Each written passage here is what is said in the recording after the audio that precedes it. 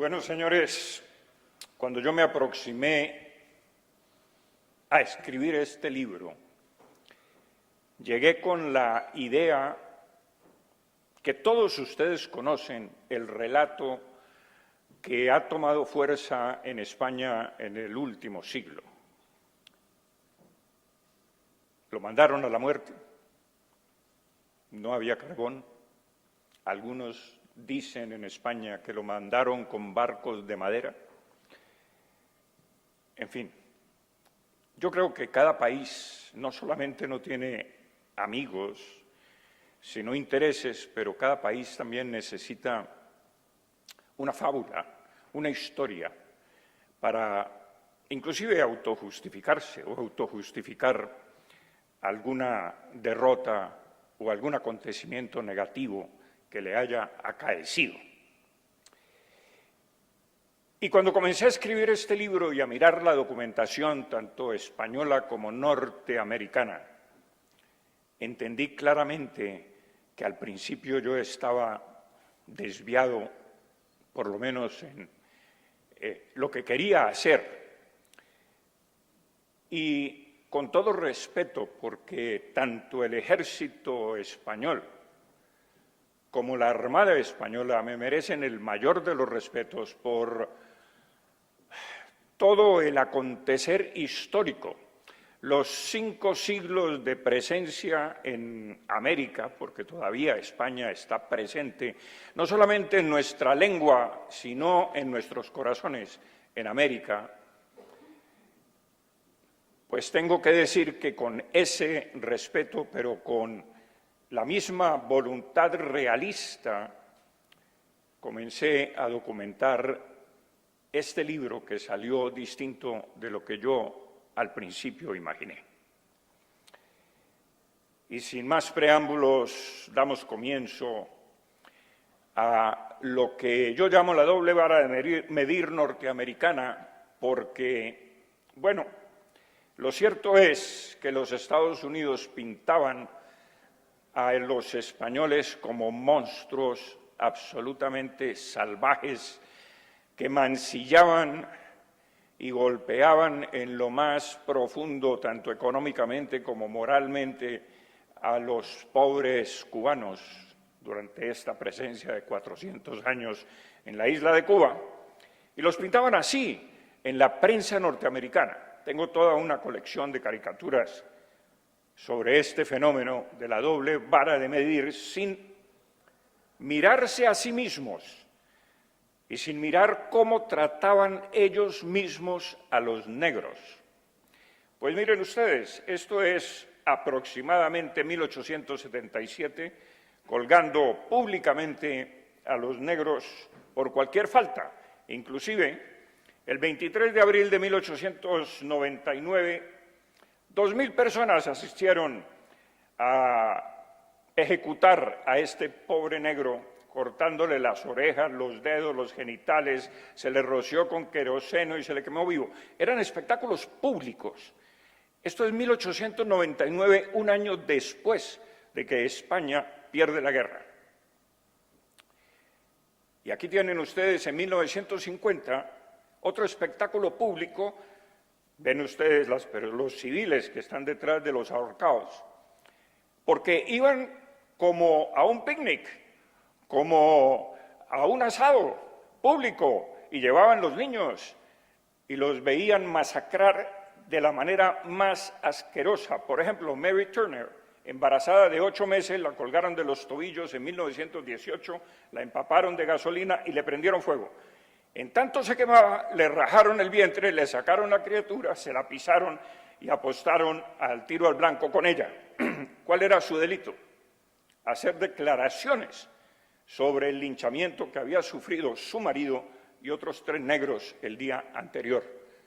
Claro, esto era costumbre, y sabemos que entre 1877 y 1950, 4.400 negros fueron linchados con espectáculo popular en los Estados Unidos. No pude encontrar ningún caso semejante hecho por España en Cuba. Esta era la doble vara de medir, porque los norteamericanos se aterraban de las barbaridades que cometían supuestamente los españoles en Cuba, sin mirarse lo que ellos cometían en su propio territorio. Barbaridades, por supuesto, que no están documentadas, porque debo decir que los propios negros que compraban su libertad, que la iban amortizando y que se enriquecían con sus propios negocios, compraban otros negros, es decir, negros tenían esclavos negros. Pues bien, ¿cuál fue la excusa para la guerra? La excusa para la guerra fue el acorazado Maine, que explotó, como todos ustedes saben, en el puerto de La Habana. Pero no era el primer barco que había explotado en alguna parte del mundo. Por lo menos yo tengo como 7 barcos que explotaron en distintas partes del mundo, porque debo decir que los barcos tenían tal deficiencia de ingeniería que pues se explotaban simplemente porque se recalentaban muchísimo los peñoles donde se guardaba el combustible, se calentaba y explotaban. Y no solamente adolecían de ese problema los barcos americanos, sino que sus cañones eran tan pesados, mucho más pesados, eso sí, que los cañones españoles, que cuando los apuntaban a cualquiera de las dos bandas de estribor o de babor, el barco se escoraba, con la consecuencia de que el 80% de los proyectiles lanzados contra Puerto Rico y contra Santiago de Cuba no dieron en el blanco, 80% del cual 60% no dieron en el blanco y el 20% no explotaban, porque no tenían la pólvora suficiente para hacerlos explotar. Pues bien, esta fue la excusa. Y el señor McKinley, que era presidente de los Estados Unidos de la época, reúne su gabinete y les dice: señores, yo todas las noches me paseaba por los jardines de la Casa Blanca con esta angustia existencial de saber qué hacer con los españoles. Y una noche estoy paseándome y de pronto oigo la voz de Dios que me habla y me dice que debo tomarme Cuba y las Filipinas. Y yo caigo de rodillas. Y digo, pues, ese es el mandato divino. Pues por eso he titulado algún capítulo como McKinley, el agiógrafo de Dios, porque simplemente se comunicaba con Dios como algunos otros mandatarios norteamericanos tenían esa costumbre. Pues, en fin, el 26 de febrero de 1898, el almirante Cervera le escribe al ministro Bermejo: me pregunto si es lícito callarme, si ocurre la total ruina de España y todo por defender una isla que fue nuestra y ya no nos pertenece. No ha empezado la guerra, no se ha perdido Cuba. Y sin embargo, no hay una disposición en ese momento de salir a defenderla. 4 de marzo, Bermejo a Cervera. Antes le escribe varias otras, pero esta es muy contundente. Aún ondea en Cuba nuestro pabellón y el gobierno, interpretando los sentimientos patrios, a una costa de tantos sacrificios, desea que no se desmembre aquella posesión española de nuestro territorio, porque algunas personas han creído fehacientemente, sin ninguna documentación creo yo que lo diga, porque yo no la he encontrado, que hubo una conspiración del alto gobierno para entregar la isla. Entreguemos eso. Y entonces esa conspiración pues se materializa en una guerra que finalmente España quiere perder y entrega la isla. Pues yo no he encontrado ninguna documentación que avale eso, pero sí he encontrado lo contrario. España no quería entregar sus posesiones de ultramar y estaba dispuesta a ir a la guerra. Pues bien, ¿conspiración? No. Resonaban las palabras del general Juan Prim y Prats, ¿Qué dijo? La isla de Cuba no se vende, porque su venta sería la deshonra de España, y a España se le vence, pero no se le deshonra. Evidentemente, el señor Bermejo tomó muy en serio estas palabras del general Prim. 15 de febrero de 1898, Bermejo a Cervera: tomarán posición procurando destruir Cayo Hueso, donde tiene su depósito de municiones, víveres y carbón la escuadra de Estados Unidos. Bueno, muy interesante el plan inicial de defender las islas de Cuba y Puerto Rico. Atacar Cayo Hueso. El 16 de febrero, un día después, contesta Cervera al ministro: miedo me da pensar en las resultas de un combate naval, aun cuando nos fuera ventajoso. Ojo con eso, aun cuando nos fuera ventajoso, porque ¿dónde remediaríamos nuestras averías? O sea, ni que fuera ventajoso, el almirante quería enfrentarse a los Estados Unidos. 4 de marzo, Bermejo a Cervera le contesta: en La Habana se podrán reparar, pero esto no se remedia ni por nosotros ni por nuestros enemigos en breve periodo. Ellos también sufrirán averías y tendrán que regresar a Estados Unidos a que los reparen. O sea, ¿cuál es el problema? 7 de marzo, Cervera a Bermejo: hablo de lo que no conozco. Es una simple reflexión que se me ocurre. Bueno, 20 de abril, ya estamos a puertas del conflicto. Bermejo a Cervera: salga con todas las fuerzas para proteger Isla Puerto Rico, que está amenazada. Contesta Cervera, 21 de abril: mientras más medito, mayor es mi convicción que continuar viaje a Puerto Rico será desastroso. O sea, no quiere ir, no quiere ir. Instrucciones de Estados Unidos a su flota. Miren ustedes, nunca enfrentar flota contra flota, sino siempre 2 contra 1. Es evidente que los Estados Unidos temían a la flota española, porque Estados Unidos nunca antes había tenido una flota de guerra. Era la primera flota de guerra que tenía. Y España tenía 500, 600, 700 años de experiencia naval, con unas tradiciones navales extraordinarias.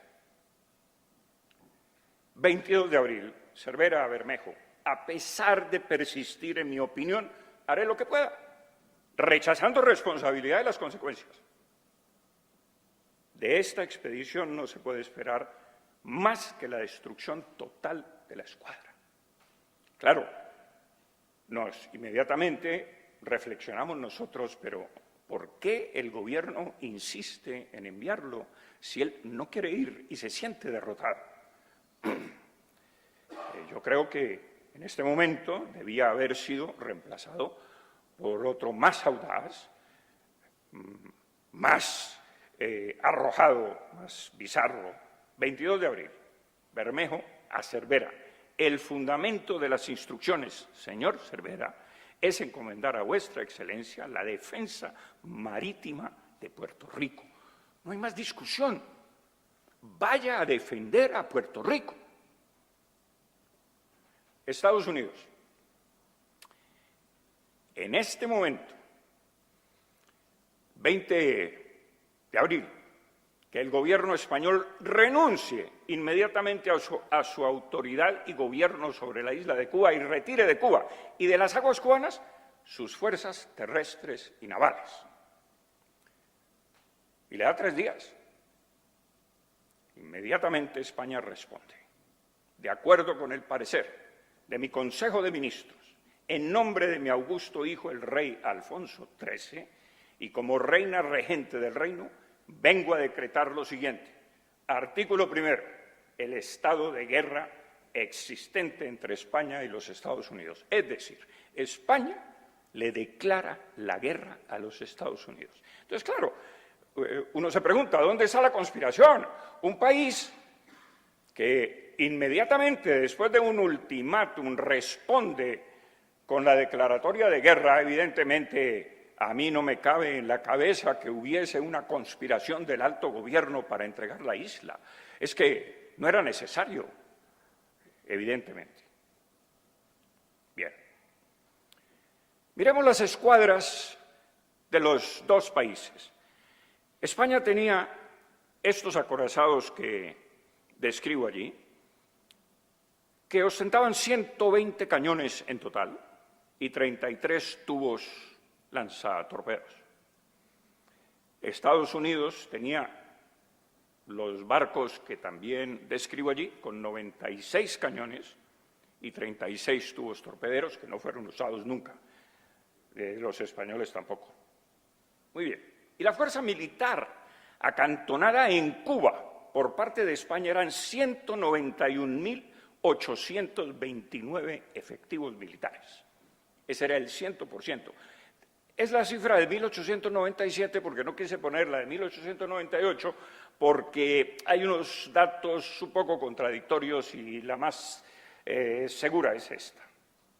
Muy bien, la contraguerrilla cubana a favor de la corona y de la permanencia de Cuba, de España en la isla de Cuba, consistía en 85.000 voluntarios defendiendo la isla que se sumaban a ese ejército. Y los guerrilleros eran 45.000, es decir, casi el doble de los guerrilleros que defendían la causa española en relación con los que atacaban a España. Bueno, finalmente el almirante Cervera sale de Cabo Verde y llega a Martinica. En Martinica le niegan y le dicen, mire, nosotros somos neutrales, usted no venga aquí a aparcar aquí porque aquí no lo recibimos. Usted vaya, no, es que necesito carbón. Bueno, mire, aquí le damos 600 toneladas, pero no las cargue aquí en el puerto porque no, de ninguna manera, váyase. Y entonces le toca cargar esas 600 toneladas en alta mar. Pero aquí viene una pregunta sumamente importante. ¿Por qué sigue hacia Curazao, en vez de salir de allí hacia San Juan de Puerto Rico y observar la orden perentoria de defender la isla? Bueno, supongamos que había un poquito de enredo en el sentido de que él también tenía un telegrama que le decía, usted puede recoger 5.000 toneladas de carbón en Curazao, y entonces él se va a Curazao a recogerlas. Pero en Curazao le dicen, no, nosotros somos neutrales, aquí no venga. Y este hombre, en vez de irse a San Juan de Puerto Rico, y vamos a ver que tenía suficiente combustible, sigue hacia Santiago de Cuba, en un recorrido a Curazao de 2.485 millas, cuando haberse ido a Santiago de Cuba recorre 3.342 millas, es decir, 857 millas adicionales. A ver, si el problema era la falta de carbón, ¿cómo puede recorrer 857 millas adicionales si le faltaba carbón? Lo más sensato era irse a Puerto Rico, que estaba mucho más cerca, y no gastar más carbón. Bueno, pues luego examinaremos el tema del carbón. 21 de mayo, Vicente Manterola, comandante general del apostadero de La Habana, le dice al señor Cervera que lo esperan con 20.000 toneladas de carbón en La Habana. Y él responde, el 22 de mayo, un día después, mi venida a Santiago de Cuba ha sido casual, pues conforme a las instrucciones, debía haber ido a Puerto Rico. Hágame el favor. Hágame el favor. Aquí hay un despiste monumental. 24 de mayo de 1898, el general Blanco al general Linares le dice, si Cervera no gana horas, si no hace lo que tiene que hacer, lo van a encerrar, lo van a bloquear. Y el 25 de mayo, desesperado, el general Blanco le escribe a Cervera directamente y le dice, urgente, Estados Unidos se propone en encerrar nuestra escuadra, salga de allí, salga. Y el general Cervera, el almirante Cervera, el general Blanco le contesta, Recibo oficios sobre movimientos escuadras enemigas. Lamentable que la escuadra no saliera ayer encendida como estaba. Es patético. ¿Cómo que la tenía encendida y no sale?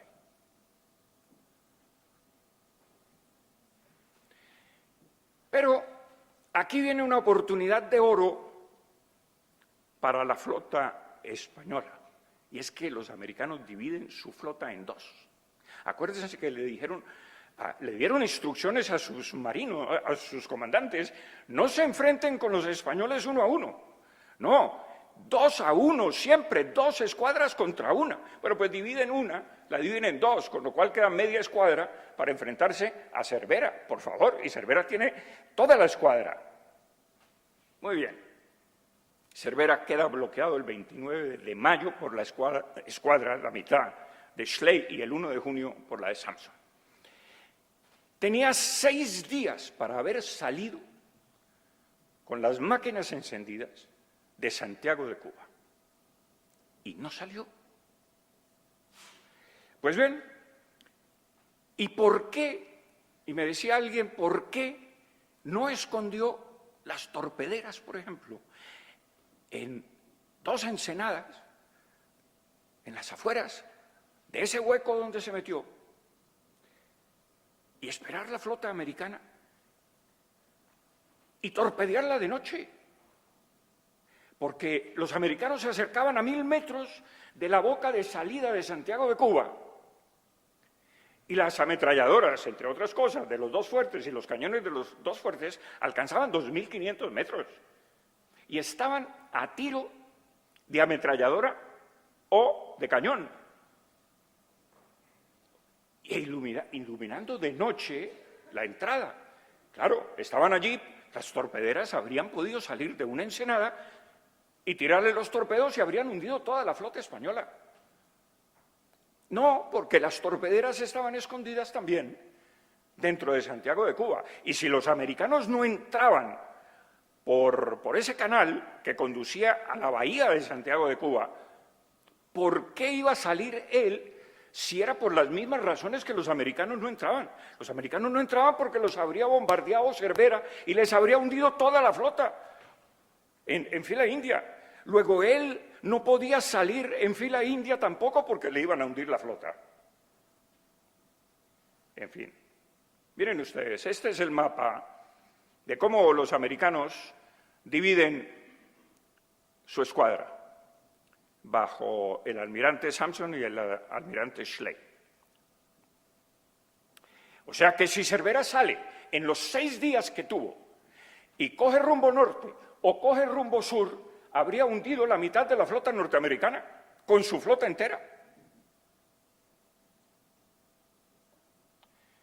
Cervera le escribe a Ramón Auñón, nuevo ministro de Marina: estamos bloqueados. Califiqué de desastrosa la avenida para los intereses de la patria. Los hechos empiezan a darme la razón. A ver, esto es como una especie de profecía autocumplida. Mire, pues es que yo les dije que íbamos a perder, yo se los dije, y me meto donde voy a perder.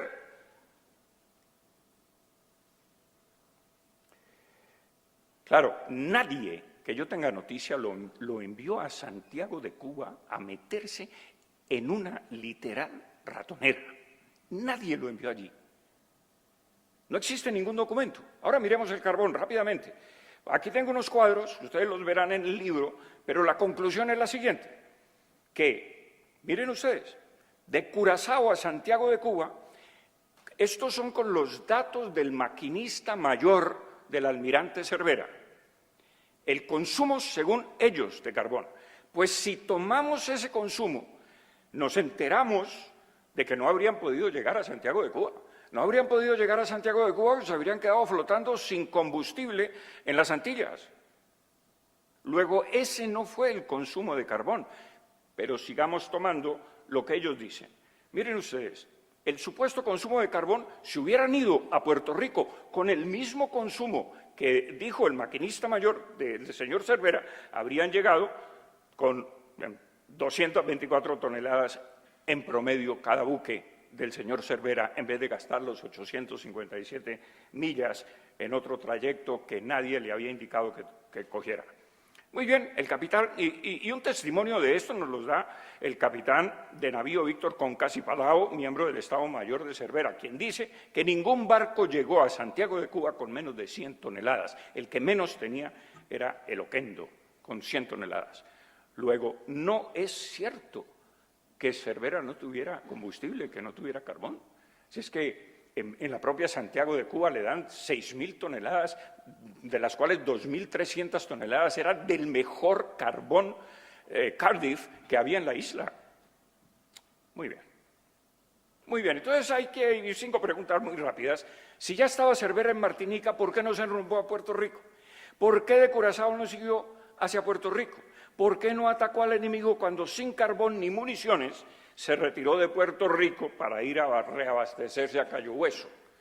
Claro, los americanos atacan Puerto Rico en vista de que la flota de Cervera nunca llega a Puerto Rico, lo estaban esperando allí, pero como nunca llega, pues les da por bombardear a San Juan de Puerto Rico y gastan toda la munición bombardeando San Juan de Puerto Rico, sin darle a los blancos, ¿no? 80% no daban en el blanco. Pero bueno, y los proyectiles se vendían como souvenirs a $25 la pieza, porque no estallaban. Muy bien, el hecho cierto es que después de bombardear a Puerto Rico, se quedaron bajos de carbón y bajos de municiones y se fueron a carbonear y a reabastecerse a Cayo Hueso. Y entonces, si Cervera hubiera estado en las Antillas, allí esperando, husmeando, mirando cómo atacar, habría cogido toda la escuadra americana y la habría hundido porque no tenían municiones. Pero no, estaba escondido en Santiago de Cuba. Muy bien, tuvo 6 días para salir de Santiago de Cuba antes del bloqueo, no lo hizo. Y el principio del fin queda absolutamente bloqueado. Ahí estaba encerrado en Santiago de Cuba, en el interior de la bahía, y los americanos acercaban los buques a 1000 metros de noche para que no se fuera a escapar. Y mientras tanto, como ya estaba bloqueado, ahora sí, señores, aprovechemos el tiempo y desembarcamos y atacamos por tierra y por mar. Y entonces se plantea una expedición con el señor Roosevelt, que Felipe mencionó, caótica, absolutamente caótica. Los americanos no habían desembarcado nunca en ninguna parte. Y esto, llegan a Santiago. Miren ustedes, esa flota con 16.000 hombres, que no iba ni siquiera escoltada. Es más, las pocas escoltas que iban se perdían 2 y 3 horas sin encontrarse en el mar, y Cervera habría podido aprovechar. Si hubiera estado esperando al enemigo en las Antillas, habría hundido toda la flota de desembarco, sin escoltas. Y estos señores llegan a Santiago de Cuba, en las cercanías de Santiago de Cuba, en las playas de Daiquiri, y tiran la gente con sus mochilas, los caballos los tiran al agua, la impedimenta y las armas también flotando, y llegan a la bahía, se ahogan algunos de los caballos se van a Haití, y no llegan o sea, un absoluto caos el desembarco. Pero lo más grave es, ¿y quién los estaba esperando? ¿Y por qué no los atacan allí mismo, sin armas? Y les disparan desde la manigua, desde la selva, allí. No, porque los comandantes militares habían diseñado otro plan. Los vamos a esperar adentro. No los vamos a atacar cuando lleguen, porque es que de pronto los barcos nos disparan. Pero si es que los barcos no atinaban a nada. Y entonces hicieron una línea de 9 kilómetros, 200 hombres por kilómetro, y tú dices, pero a ver, si atacan 16.000 hombres y hay 200 hombres por kilómetro, pero es muy fácil romper la línea. Es que es muy fácil romperla. Bueno, miren el caos. Ahí hay una foto del caos. Y aquí lo que dejaron, el caos del desembarco. Pues bien, la relación de fuerzas terrestres. Esto es dramático porque teníamos 5.258 hombres. Pero ese no es realmente el problema. Aquí está el general Vara de Rey, que nos asiste un bisnieto del general Vara de Rey y que me dio importante información sobre la heroica defensa del Caney, donde resisten 527 o 523 españoles contra una fuerza de 6.000 norteamericanos. Una desproporción monstruosa, dándoles cañón sin parar. Se querían tomar el puesto en 2 horas y les tomó 10 tomarse el puesto, pero con un saldo aterrador, porque el general Vara de Rey defendió como un león ese puesto. Murió, lo ametrallaron, le cortaron las piernas esencialmente a metralla, cayó herido y desde la camilla seguía defendiendo el combate, seguía dirigiendo el combate. Y vinieron los camilleros a auxiliarlo, a llevarlo al hospital entre comillas, y mataron a los camilleros, vinieron otros camilleros a recogerlo, mataron a los camilleros, vino su hermano, mataron a su hermano, vino su sobrino, mataron a su sobrino, cayó encima de él, explotó una bomba y hasta ahí llegó. Los americanos le hicieron, luego de la guerra, un entierro de honor, con unas palabras bellísimas, conmovedoras, del oficial norteamericano que hizo el homenaje al general Vara de Rey, que le daba gusto ver cómo el amor tan grande que los españoles sentían por su patria para haber defendido ese puesto de la manera que lo hicieron.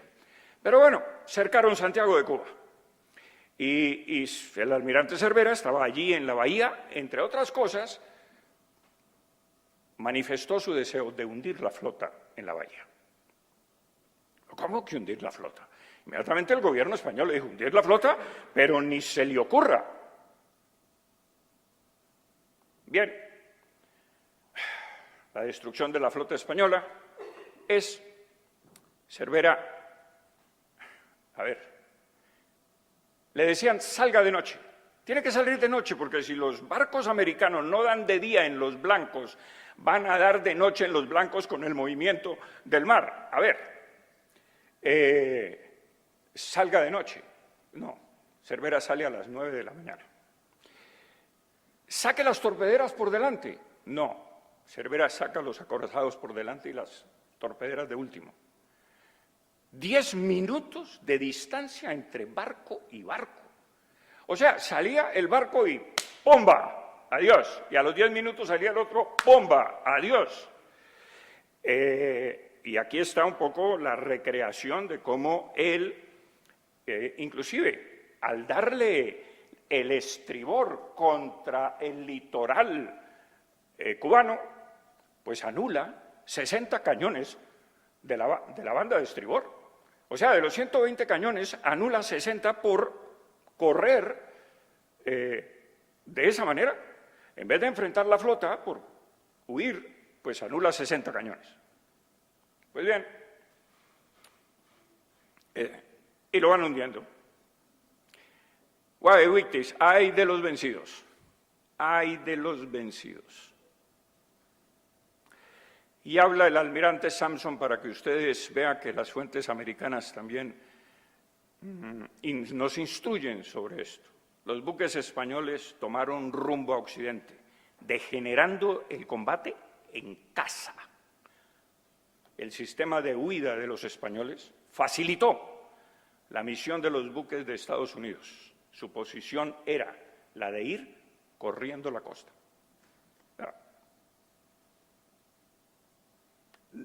No había voluntad de combate.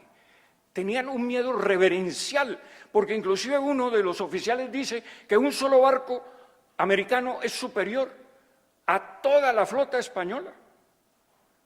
Pero, ¿y la inteligencia dónde estaba? Para hacer la inteligencia a lo que realmente estaba pasando con los barcos americanos, que uno de ellos, entre otras cosas, la máquina no les funcionaba bien. Y tenían un blindaje tan sumamente grande que los barcos eran muy lentos. En cambio, los barcos españoles eran mucho más maniobrables porque tenían menos blindaje. Y además el almirante Sampson dice, lo más efectivo en esta guerra fueron los cañones de menor calibre sobre los cañones de gran calibre, porque eran más precisos, 3-1. O sea que la flota española tenía una ventaja muy grande sobre la flota norteamericana. En fin, miren ustedes, ya vamos a terminar, comparación de bajas causadas por la flota de Cervera y las causadas por embarcaciones españolas a grandes acorazados de los Estados Unidos. Miren ustedes, la flota de Cervera causó 1 muerto a la flota española, a la flota norteamericana, y 2 heridos. Y pequeñas barcazas, pequeños navíos de 400 toneladas se enfrentaron en Cárdenas y Manzanillo con acorazados norteamericanos de 9.000 toneladas, 400 toneladas, y les causaron 9 muertos en Manzanillo, 5 muertos en Cárdenas, 46 heridos, o sea, mucho más que la flota poderosa de acorazados que tenía el almirante Cervera, 1 muerto. Ahora, relación de bajas navales a Cervera. Pues muertos en combate o en huida, porque no hubo combate realmente, 279, prisioneros 343, supervivientes 1.889, de una tripulación de 2.232. Y ahí están los prisioneros españoles lavando su ropita en Norteamérica.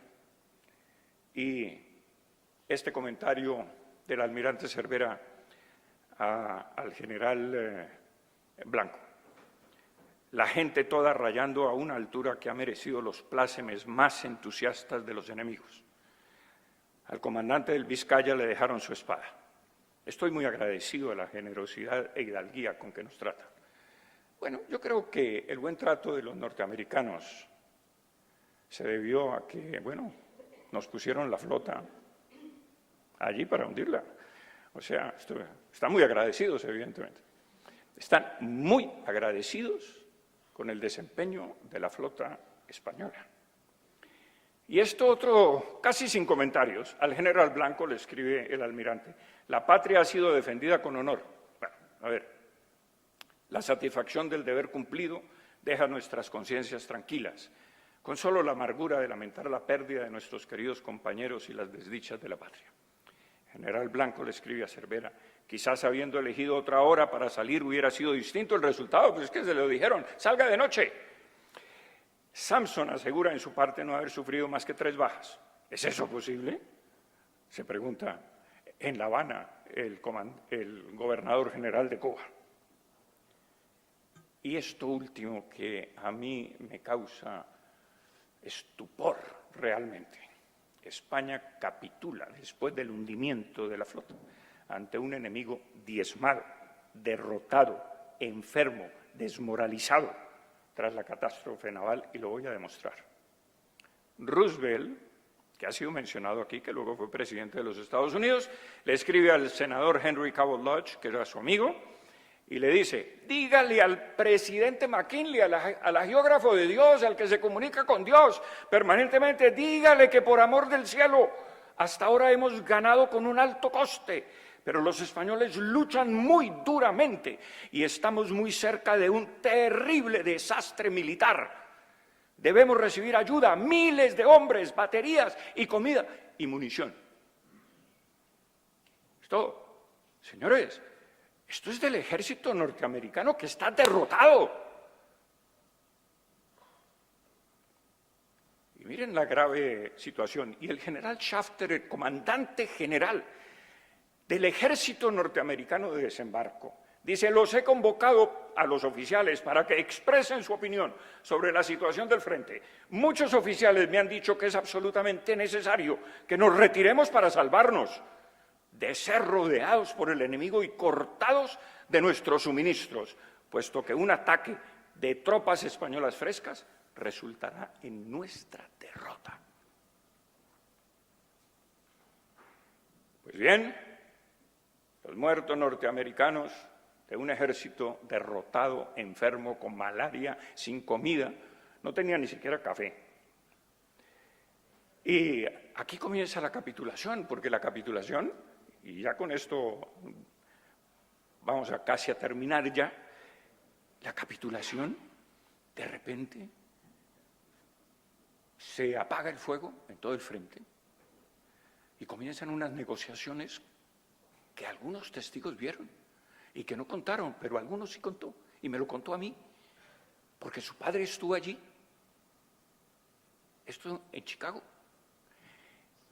Y de buenas a primeras comienzan a bombardear por encima de las cabezas. Y este señor nos explicaba por qué. Y los tiros pasaban por encima del ejército español. ¿Y qué está pasando? ¿Pero qué está pasando? Pues, ¿qué está pasando? ¿Qué está pasando? Ya les digo qué estaba pasando.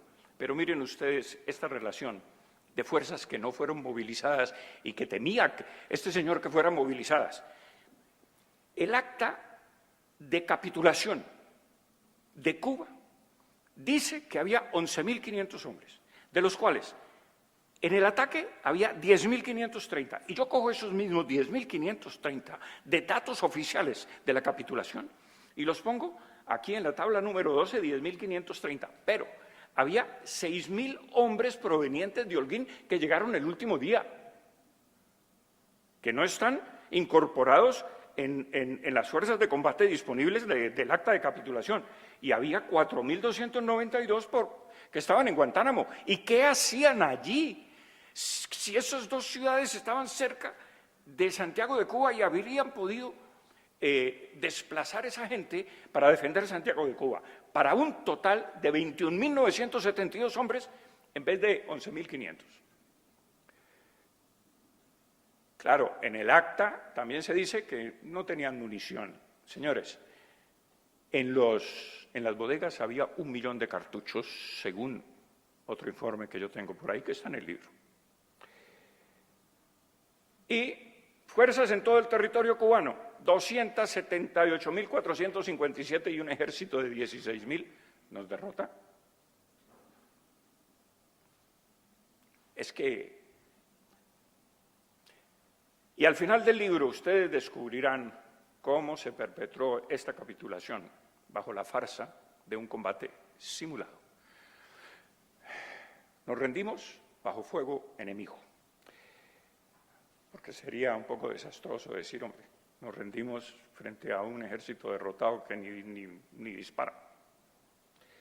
Esa guerra, señores, pudo ganarse con los mismos barcos, los mismos cañones y los mismos valientes y heroicos marinos y soldados, pero con diferentes políticos, porque yo le asigno responsabilidad a los políticos por no haber enviado gente más preparada, con más ánimo, con más valor, con más entereza para combatir al enemigo, pero con diferentes hombres que los mandaran a esto. Y termino con la misma oda que dijo Felipe, porque, como dijo Napoleón, el coraje no puede ser simulado, es la única virtud que escapa de la hipocresía, de la farsa, de la mentira. Es el coraje, y lo estamos viendo en algunos frentes de batalla, y por supuesto lo hemos visto en los frentes de batalla de España a lo largo de 500 años. Con fuerzas muy inferiores, ganó casi siempre. Siempre en lucha desigual cantan tu invicta arrogancia, Sagunto, Cádiz, Numancia, Zaragoza y San Marcial. En tu suelo virginal no arraigan extraños fueros, porque indómitos y fieros saben hacer tus vasallos frenos para sus caballos con los cetros extranjeros. ¡Viva España, señores!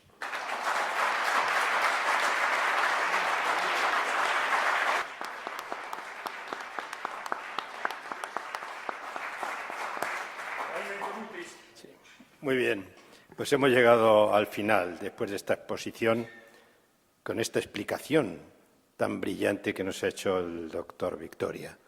Yo creo que tenemos unos minutos para preguntas, ¿sí? ¿Alguien quiere hacer alguna pregunta? Muchas gracias. Comentaba que esta pregunta que voy a hacer seguro que la está pensando mucha gente. La idea que teníamos de visión global de lo de Cuba es que España quería entregar ya Cuba, había un hartazgo de las guerras coloniales, la economía española estaba sufriendo mucho, el endeudamiento era total, etcétera. Luego vendrían las reformas de Rodríguez Villaverde, que le costó mucho normalizar la situación, años. Fue el primer plan de estabilización de la economía española hecho con sabiduría. Pero la guerra en sí, la idea que tenemos o teníamos es que había habido una conjunción de intereses norteamericanos, intereses españoles a través de la masonería, y había una especie de renuncia de España a emplearse a fondo. Pero por lo que nos ha dicho Pablo Victoria, yo la conclusión que saco es ¿qué le pasaba al almirante Cervera? ¿Era tonto o era traidor? O las dos cosas. Claro, porque lo que hace es encerrarse a sí mismo, no utiliza la flota debidamente, todas las posibles ventajas de la flota que ha expuesto Pablo Victoria desaparecen por la inutilidad, ese desembarco de la propia flota es otro desastre, pero ¿por qué hizo todo eso en contra incluso de recomendaciones que le hacían desde el alto mando, se supone? ¿Qué pasó? ¿Qué le dio a Cervera en la cabeza? Bueno, Cervera hacía 10 años que no navegaba. No tenía conocimiento de la última tecnología de los acorazados. Había sido diputado, en fin, y desempeñado otros cargos y hacía mucho tiempo no navegaba. Yo creo que escogieron mal, a ver, Cervera se los escribió en las paredes, en todas partes, les envió telegramas diciendo vamos a perder, y lo que no puede ser es eludir la responsabilidad de un gobierno, de una persona, de un militar que le está diciendo voy a perder, no me manden que voy a perder. Pues hombre, cámbienlo. Esa es la primera responsabilidad, pero es que el Consejo de Generales, de 18 generales, que decidieron enviarlo de todas maneras, pues eso fue erróneo. Ahora, sabemos que el gobierno también había dicho vamos a defender a Cuba y a Puerto Rico hasta la última bala y la última peseta, lo había dicho Sagasta. O sea que, ahora, sí intentó Estados Unidos hacer una negociación y comprar la isla por $300 millones. Eso es cierto. Y se reunió con el alto gobierno español para eso. Porque, bueno, si tú pides una entrevista y tú dices que estás haciendo una oferta, pues miremos a ver de qué se trata. Pero lo cierto es que España rechazó vender la isla. Y rechazó en 1824 y rechazó como 3 ofertas más que le hizo Estados Unidos. Ahora, lo que sí destruye toda posibilidad de que hubo una conspiración inclusive masónica, porque ellos eran, el gobierno eran masones y eran liberales, evidentemente, y era una república, pero se descarta ¿por qué? Por varias razones. Una, porque es España la que declara la guerra. Dos, porque Cervera tenía documentación precisa de tener que ir de combatir y de defender la isla de Puerto Rico, donde la inteligencia española sabía que lo estaba esperando la flota norteamericana. Pero hay otra cosa muy curiosa, y es que cuando él sale de Cabo Verde, pone rumbo al norte y luego pone rumbo al sur para despistar a los norteamericanos. Pero despistarlos porque resulta que yo averiguo que había 2 acorazados en Lisboa. Y yo digo, ¿pero por qué no sube a Lisboa 2 acorazados y sube con su flota y los hunde allí si están en guerra? Si es que están en guerra, ya estaba la declaración de guerra. Entonces, pero pues no. Mire, España llegó a 1898, como dijo Felipe, absolutamente desmoralizada. Después de tantas guerras civiles, de pelear 15 años contra la insurrección americana, de tener, como usted dijo, una deuda inmensa. Ahora, en el corto plazo, España gana esta guerra. En el largo plazo la pierde porque Estados Unidos era una potencia emergente, con mucho más recursos. Pero si le hubiesen hundido la flota española o hecho mucho daño a la flota española, Estados Unidos no se toma la isla, ni desembarca, y entra en términos con España de otra manera. Porque, hombre, después de un daño de esos, pues hagámonos pasito, ¿no? Negociemos, claro. El general Blanco, que era el jefe supremo, ¿no? Sí. En Cuba, era masón. Sí. ¿No había pactado con los masones No, norteamericanos? es que, mire, no hay ningún documento. Yo puedo especular lo que usted quiera, y cualquiera puede especular y decir, hombre, sí, pero es que documentalmente no hay ningún rastro Pues documental los habrán que diga... escondido. Bueno, pero eso es una Los especulación. habrán destruido. No hay, pero es una especulación y es una sospecha legítima, me parece que legítima. Pero las órdenes son perentorias, combata, vaya a combatir. Y la declaratoria de guerra, sobre todo, es que un país que quiere entregar unas islas no declara la guerra con un ultimátum. Dicen, bueno, miren, bueno, listo, a ver, sentémonos a negociar y le entregamos la isla. Querido Pablo, yo creo que ahí hay una equivocación por parte de España. Declarar la guerra es una estupidez. Lo hizo Hitler después de Pearl Harbor en diciembre de 1941. Hitler declara la guerra a Estados Unidos, que no lo quería Roosevelt. Roosevelt quería la guerra del Pacífico, pero no quería entrar en Europa. Y entonces está claro que Hitler estaba loco y pensaba que podía derrotar a los Estados Unidos. No, y España habría podido derrotar. Ya Prim, cuando visita Prim las tropas norteamericanas en la guerra de secesión, piensa Prim que enfrentarse con Estados Unidos es una barbaridad. Él no quiere vender Cuba al final. Pero no...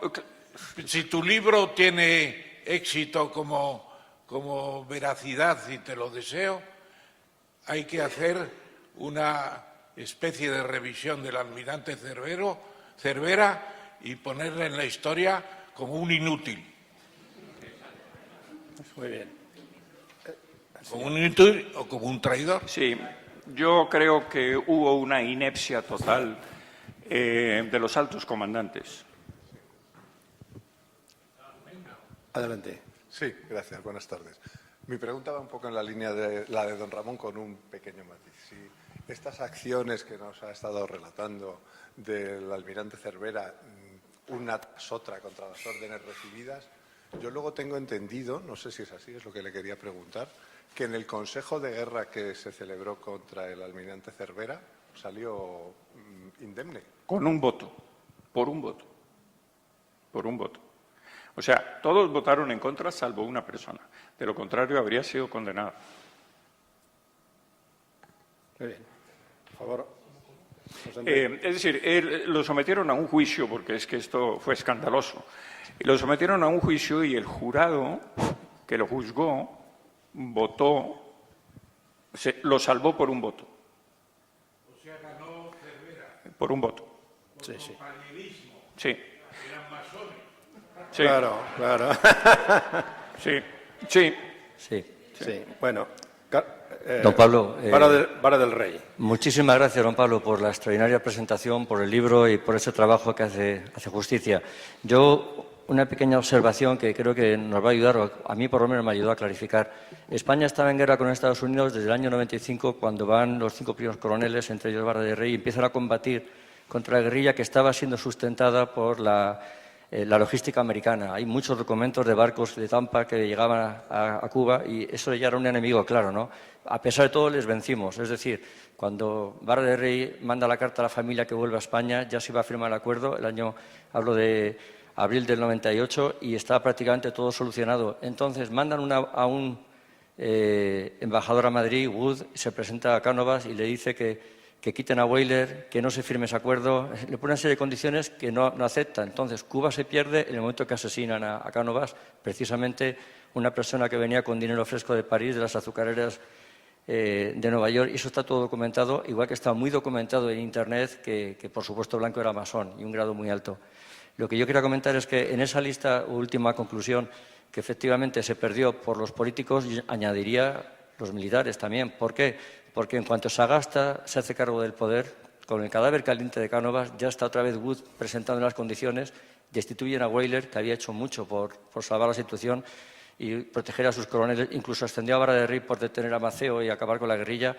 Y efectivamente, Blanco y todos los cargos que se nombraron con capacidad de decisión, digo que Vara de Rey se les escapó porque era un cargo menor y tenía una posición de 500 hombres, todos eran traidores a España, todos. Sí, inclusive debo decir lo siguiente, que España destituyó o sacó de Cuba a Weyler para complacer a los Estados Unidos, Totalmente. a ver si Estados Unidos no le hacía la guerra. Eso es cierto, y él tenía pacificado prácticamente la isla. Claro. Era una condición previa y por eso digo yo que se pierde Cuba cuando perdemos a Cánovas. Por eso las palabras de Winston Churchill vienen a cuento, y es que cuando uno se humilla para conseguir la paz, se queda con la humillación y se queda con la guerra. Y España sacó a Weyler y puso a Blanco y se quedó con la humillación y se quedó con la guerra. Claro, pues dos documentos y una anécdota muy rápida. Simplemente Vara de Rey le manda un documento a Cervera pidiéndole que desmonte los cañones de los barcos porque hubieran sido muy efectivos en la defensa de Santiago, que no teníamos artillería. Y luego la columna de Escario, esos 6.000 hombres que no llegaron, efectivamente estaba dentro del plan, igual que los mensajes de Blanco que has mencionado de decir que se va a quedar encerrada la escuadra, son mensajes de blanqueo, valga la redundancia, siendo Blanco, porque todo era dentro de un plan de perder ya Cuba, estaba todo traicionado, todo, como dice Mateo 6:24, no se puede servir a dos señores, y aquí había mucha gente que servía el dinero. Y la anécdota bonita es cuando Lawton, el general que ataca a Vara de Rey, entierra el cadáver, le quita las espuelas y la espada, y es muy bonito cómo lo cuenta Shafter en sus memorias, en ese cuadro que has puesto de la rendición de Toral, que están 50 hombres de cada nación y los dos generales a caballo enfrente. Es muy bonito como en ese momento el general Shafter cuenta sus memorias, le entrega la espada de Vara de Rey al general Toral y le pide que llegue a la familia, como nos ha llegado. Pero se lo dijo en inglés, el general Toral no entendió y cuando tradujo el traductor, pues le salió una lágrima, lloró y así está escrito en sus memorias, con lo cual el espíritu de Vara de Rey estuvo en el día de la rendición. Pero dejar claro que estaba ya vendido desde el momento que mataron a Cánovas. ¿Y por qué llegamos a aquello? Porque hubo muchos traidores, como nos está ocurriendo hoy en día. Hoy vamos a llegar a lo que vamos a llegar porque estamos otra vez gobernados por traición. Muchas gracias. Muy bien.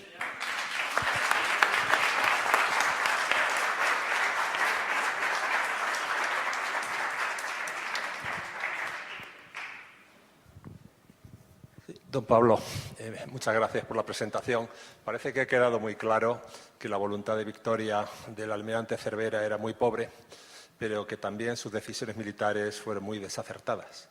Yo estoy interesado en saber si en el libro, que lo leeré, ha hecho alguna investigación sobre las declaraciones que hicieron los oficiales, sobre todo después de la derrota, porque antes uno puede estar en desacuerdo con el mando, pero no puede expresarlo libremente, puede estar en desacuerdo y explicarlo en la Cámara de Oficiales, pero no puede salir de ese ámbito. Pero después sí.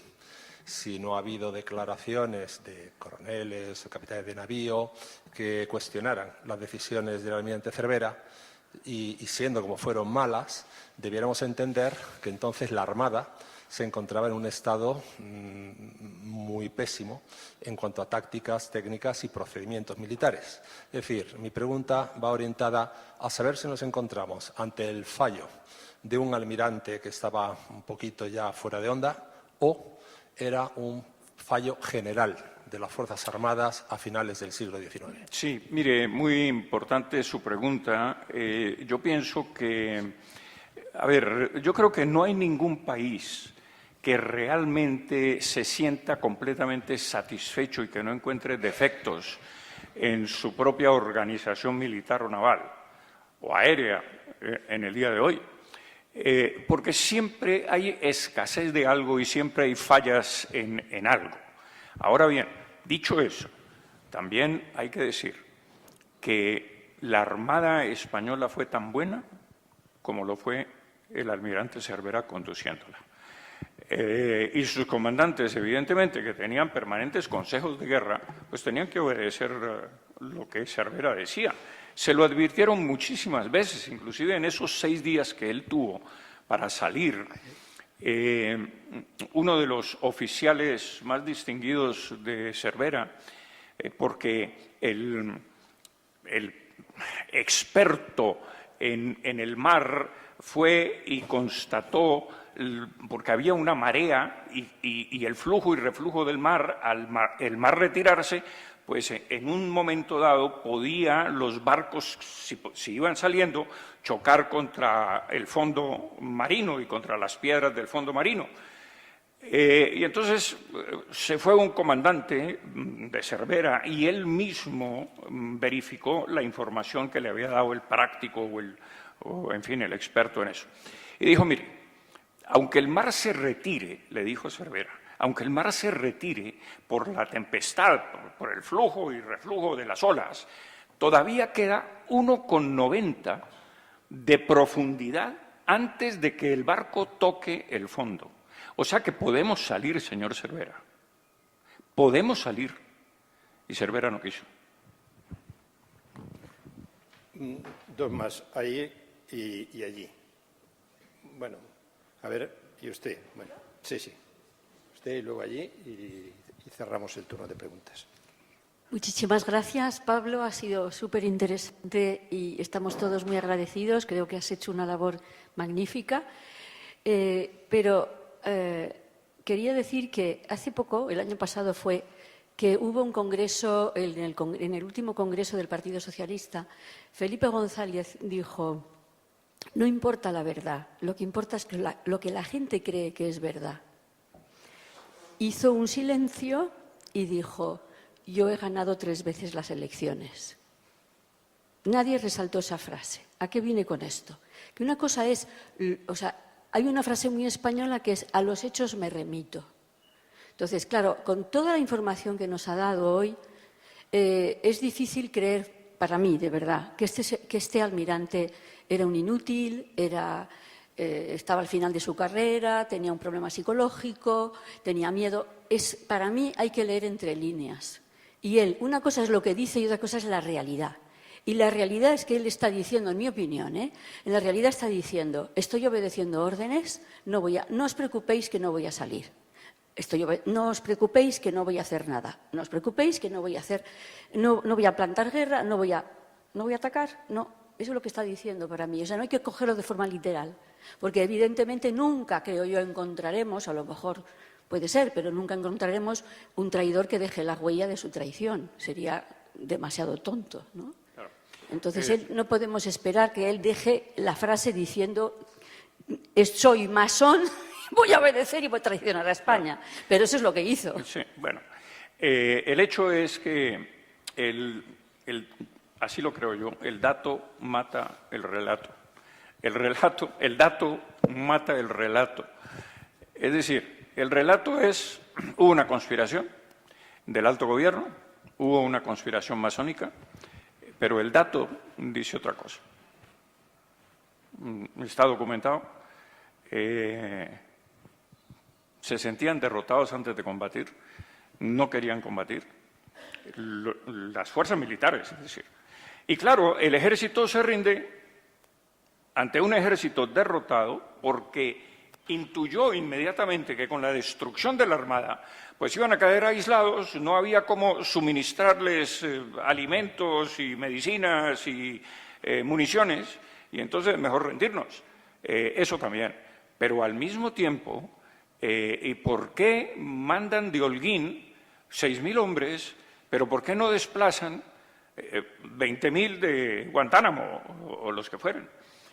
Porque no sabían qué hacer ni cómo defender la isla. Es que es así. Es más, la invasión la creían muy cerca a La Habana y por eso tenían concentradas, no sé, el 30% de las tropas en La Habana, pero el resto de tropas estaba dispersa por el resto de la isla. Y sin embargo no se les ocurre. ¿Cómo se les ocurre hacer una línea defensiva de 9 kilómetros? Bueno, la guerra estaba cambiando. La naturaleza de la guerra ya no era tanto de trincheras, sino de movimientos. Ya era de posiciones y movimientos. Y tal vez el alto mando español no comprendió que la propia naturaleza de la guerra había cambiado y que había que hacer otra cosa. Sí. Bueno, yo he tenido la fortuna de haber leído el libro ya, porque me lo regaló el autor, y puedo decir que es un libro excelente. porque efectivamente lo que hace el autor es tratar de documentar todo.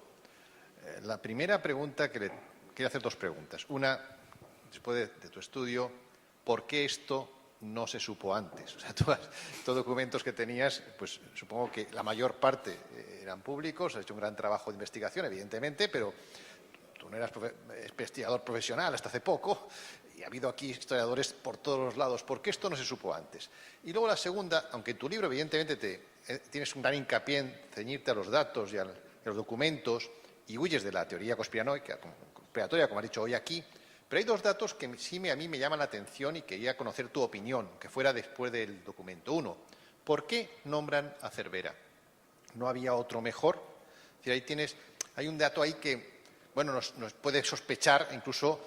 Y lo otro, la derrota en tierra, como acabas de relatar, podemos achacarlo a decisiones militares, pero fundamentalmente ahí sí que hay una decisión política, porque, en fin, parece que la abrumadora superioridad numérica, aunque ahí no hay un Cervera al que echar la culpa en el tema de la derrota en tierra, quizás a Blanco, pero no a nadie que lo hiciera muy mal, sino más bien a una decisión política incomprensible de derrotar, de claudicar ante un enemigo, como decías tú, derrotado. Esos dos elementos sí quizás podrían levantar algún tipo de sospecha, ¿no? Sí, también muy importante tu pregunta, pero fíjate que en el acta de rendición, curiosamente, hacen un recuento, ellos, absolutamente falseado para el gobierno español, y dicen, es que nos han invadido 40.000 hombres. No. El desembarco fue de 16.000, no eran 40.000. Se nos ha agotado la munición. No, hay 1 millón de cartuchos. O sea, es la gente que está en el terreno de combate, en el campo de batalla, la que inclusive documentalmente engaña, haciendo un acta absolutamente falseada. Y entonces, lo que pasa es que, claro, las bajas españolas también eran muchas y la incompetencia, no había tropas frescas. Y ocurre algo también sumamente curioso, y es que en el frente de batalla hay tantos heridos y tal catástrofe que llega el momento en que el comandante de la plaza le dice a un oficial, vaya a los hospitales y saque a los heridos para que vengan a combatir. Y entonces, este hombre se va a los hospitales. ¿Quién puede combatir? ¿Quién puede? Se nos está derrumbando el frente. ¿Quién puede salir a combatir? Y entonces salen vendados, heridos, caminando, cojeando, unos arrastrándose con otros, a las trincheras, e inclusive alguien que los ve llegar en esa situación, 150 hombres o algo así, de los hospitales, le dice, pero si estáis heridos, ¿qué venís a hacer aquí? Dice, pues si los muertos pelearon como lo hicieron, los vivos también seguiremos peleando.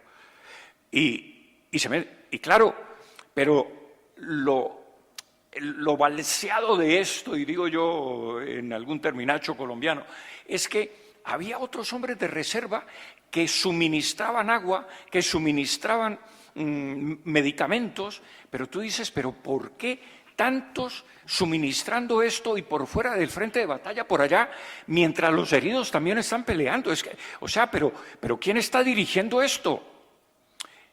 Mira, si uno se queda, a ver, inclusive con el beneficio de la sospecha, sospecho que esto pudo haber sido una entrega, pero yo pienso que fue una incompetencia militar de primer orden.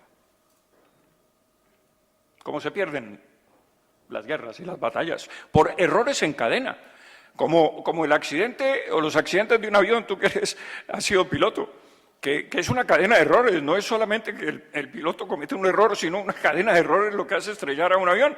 Y aquí las órdenes y contraórdenes, es más, el plan inicial era atacar cuando llegaran a las playas. Y modificaron el plan porque dijeron, no, es que los barcos americanos están ahí y nos bombardean, y entonces nos vuelven pedazos no, pues hagamos más bien una línea, una trinchera de 9 kilómetros. Bueno, pues fue una decisión militar, a mi juicio, errónea.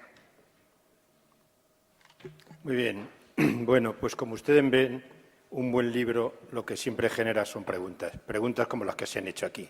Cuando uno lee y hay texto, naturalmente le despiertan a uno muchas preguntas. La historia es muy complicada. Nos han contado una parte, sobre todo se ha centrado en el ámbito de la guerra. Hay que conocer o situarlo, como se ha intentado aquí, pero situarlo en el contexto general de lo que fue el siglo XIX español para construir el Estado nacional, que fue un siglo muy, muy conflictivo. Yo creo que hay claves que ayudan a poder entender mucho mejor en el fracaso en la construcción de ese Estado que costó tanto. La última guerra carlista no estaba tan lejos, por ejemplo, ¿no? Es decir, en España nunca ha habido un consenso acerca de lo que es el Estado nacional, ni siquiera ahora tenemos problemas. Y hay un elemento que es fundamental, creo yo, que es el tema de las ideologías o el tema de las ideas, que me parece que es importante, ¿no? Para entender, creo que algunas de las actuaciones de lo que aquí estamos viendo.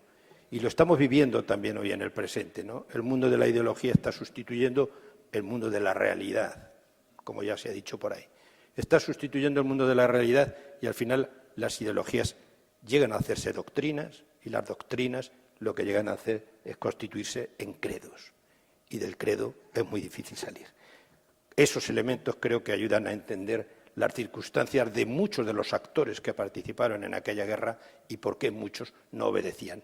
Que nos sirva de lección, en el caso de España, porque nos encontramos en un momento histórico difícil. Tenemos que saber, hay gente que cree, van a haber elecciones, cuando se llegue al poder, las cosas pueden cambiar. Hay una estructura ya creada y unos credos establecidos que luego se tienen que confrontar con el ejercicio práctico del poder. El poder se define como la capacidad que se tiene de mandar. Uno puede estar en el poder, pero como el mando no se cumpla, no lo tiene.